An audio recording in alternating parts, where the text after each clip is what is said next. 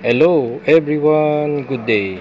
Okay po, so ito po ay para sa lahat ng mga pasahero ng NAIA. Ang una po natin gagawin ay dapat maaga po tayo sa NAIA dahil alam niyo po marami pong pasaheros ngayon, sobra pong dami. So ito na nga guys, dumating tayo ng 3 PM, nagsimula pong nagbukas yung checking counter around 5 PM. Guys, so ang flight natin ay 10 PM. So dapat maagat kayo guys dahil mahaba talaga ang pila dito sa check-in counter. So ang susunod guys, i-ready nyo ang inyong passport dahil checking doon yung ating mga visa. Ganun din po ang ating pong mga document na kailangan.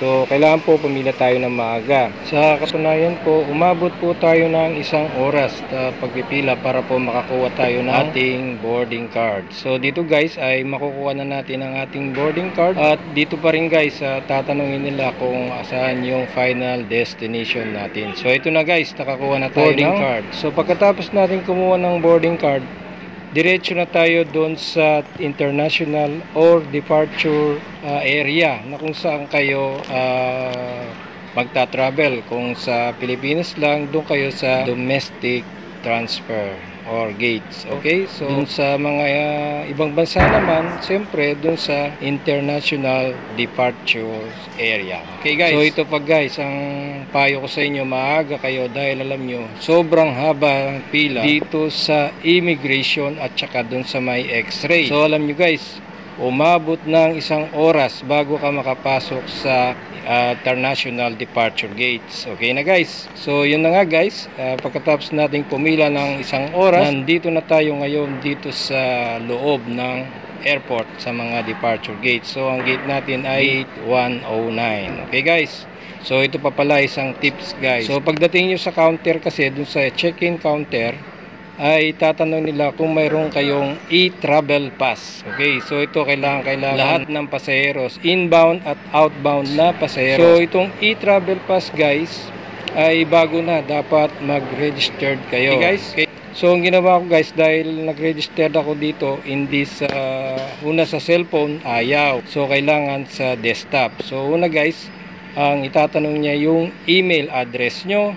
At pagkatapos ay papapadalan kayo ng OTP. So pagka itanggap nyo ng OTP, ilagay nyo lang dun yun sa create account. Okay guys? So ganun lang guys. So ano ba yung mga requirements na kailangan guys? So yung syempre yung mga basic information natin, tulad ng birthday, passport number.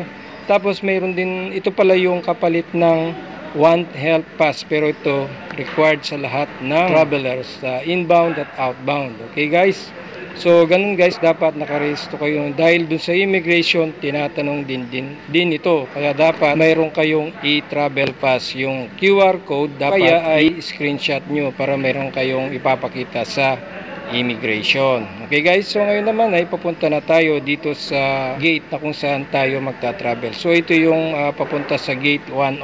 Medyo mahaba-haba din guys ang pagpunta rito. Okay guys, siguro mga 5 to 10 minutes until na ma-reach natin yung gate na papunta sa Turkish Airlines. So okay, ang susunod naman guys na tips ko sa inyo, pagdating nyo doon ay eto, dumating dapat tayo ay bilang isang OFW, dapat alam natin ito na tayo ay exempted sa travel tax. So tinatawag nilang terminal fee na 550. So ito guys, sa mga OFW dapat alam nyo ito.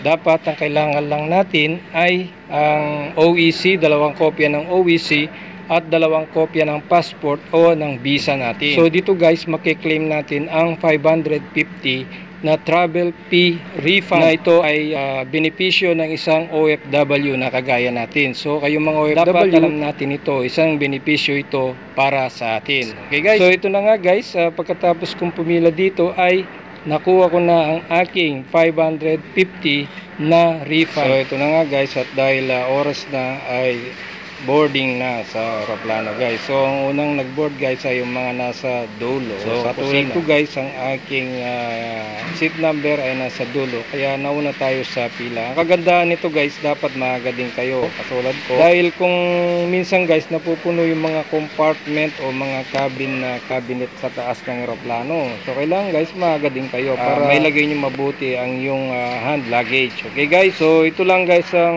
na-share ko sa inyo dito sa aking pagta-travel, at maraming salamat sa panonood. Okay guys, so ito guys, aalis na naman tayo, pupunta na naman sa malayong lugar. Sa awa ng Diyos, after 70 days guys, ay babalik na naman tayo ulit sa Pilipinas. Maraming salamat, at please like and subscribe.